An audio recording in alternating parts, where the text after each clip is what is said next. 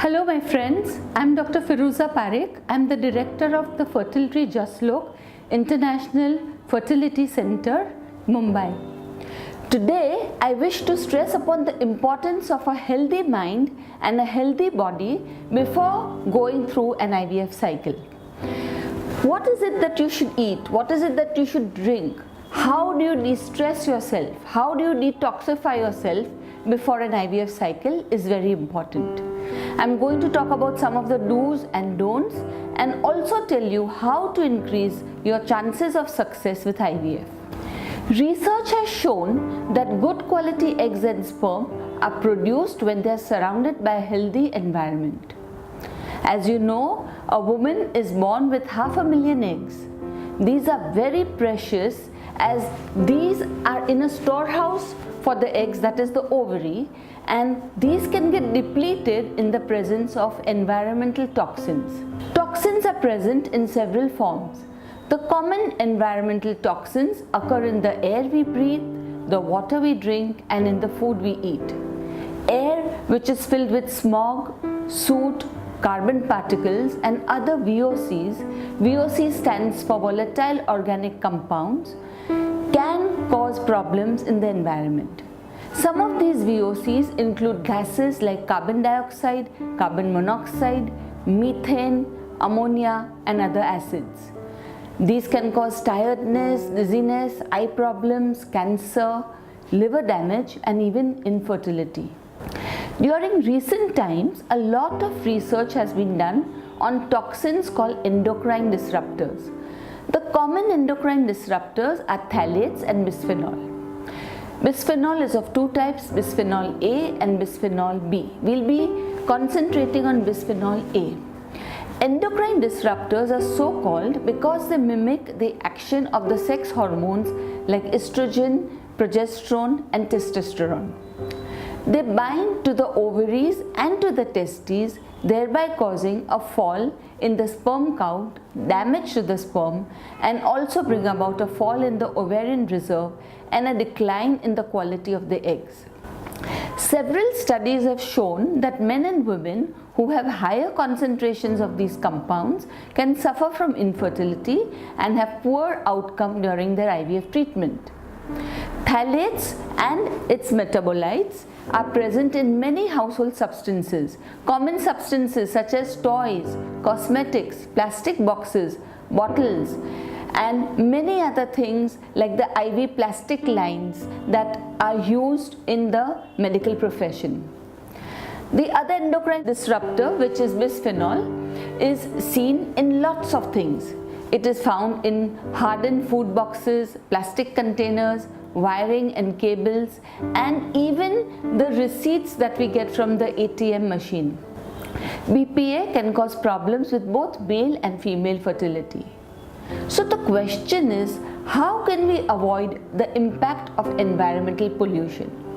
There are several steps that we individually and as a community can do.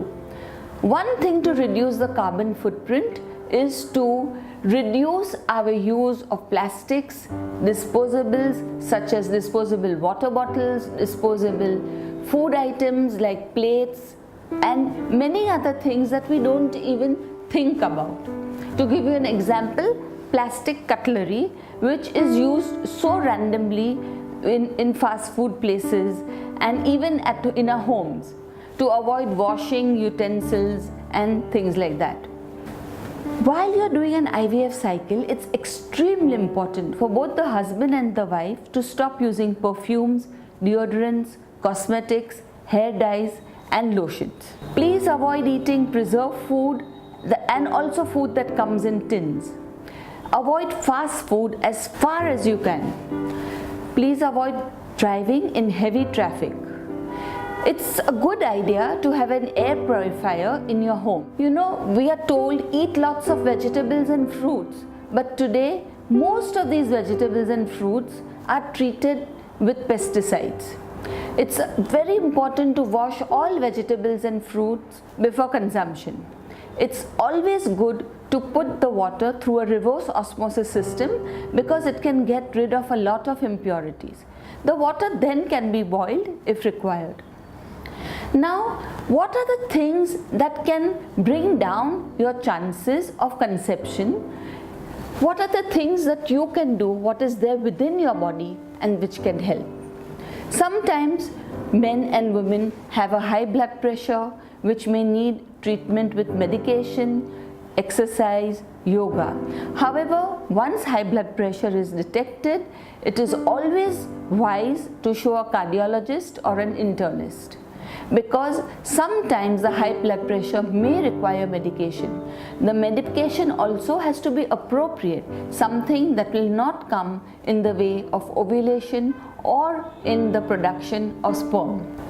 Some common things like a vaginal infection should always be treated prior to IVF, because otherwise it can come in the way of producing healthy eggs. The same applies for men. If the semen analysis shows bacteria, then this needs to be treated with a course of antibiotics prior to starting the IVF treatment.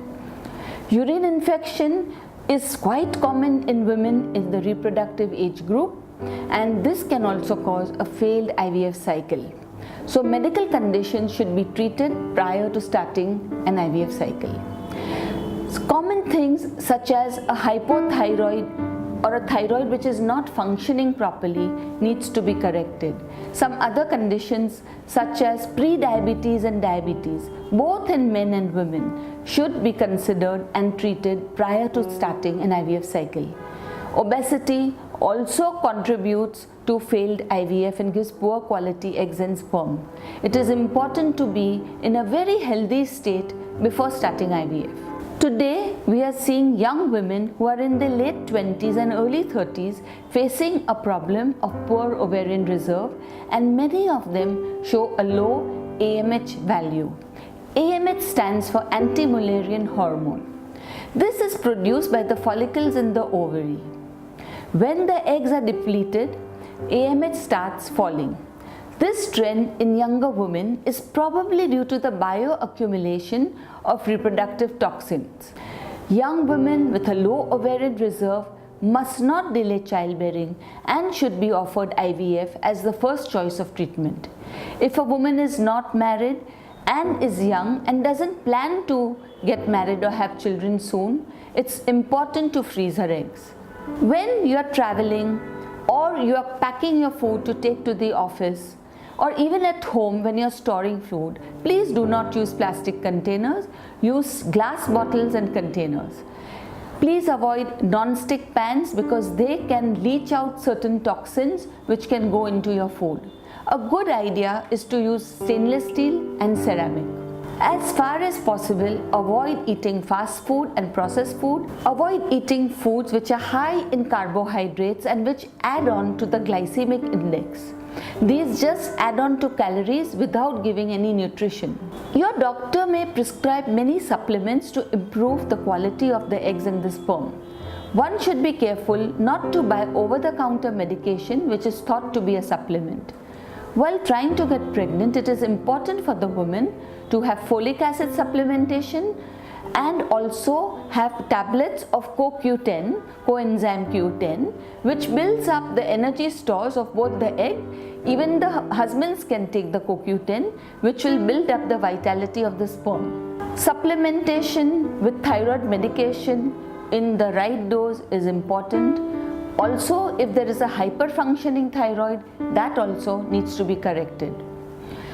For women and men who are pre-diabetic or diabetic, it's very important to lose weight.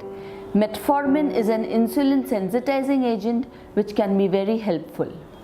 Women who are diabetic or pre-diabetic may need insulin during the IVF cycle.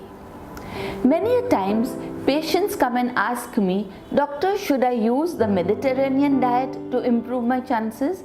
And the questions that are asked is, what exactly is a Mediterranean diet? It's very simple. A Mediterranean diet is that which is used in countries surrounding the Mediterranean Sea. It usually consists of lots of sprouting legumes, green vegetables, fish and lean meat, lots of nuts and fruits with a low glycemic index, and using pure virgin olive oil in the food that we cook. Such diets improve the quality of the eggs. Sometimes you may ask, what are the don'ts that should be followed before starting IVF? There are two major don'ts that I want to emphasize on. One is cigarette smoking. This has a very detrimental effect on eggs, sperm and embryos. Studies have also shown that children born of smokers can have low birth weight and delayed milestones. Some studies have also shown a higher incidence of autism in children of men who smoke excessively. Alcohol consumption in moderation is alright, but excessive consumption is not advised. A glass of red wine may be had in moderation because it contains a substance called resveratrol, which is believed to be an antioxidant and which is believed to improve the quality of the eggs and the sperm. Friends, through this video, I want you all to understand that IVF is not always successful. What should you do as an individual to improve your chances? I have outlined some of the things which you can take charge of to improve the quality of your eggs and sperm. I wish you every success in having a baby, and I wish you luck in your path towards parenthood.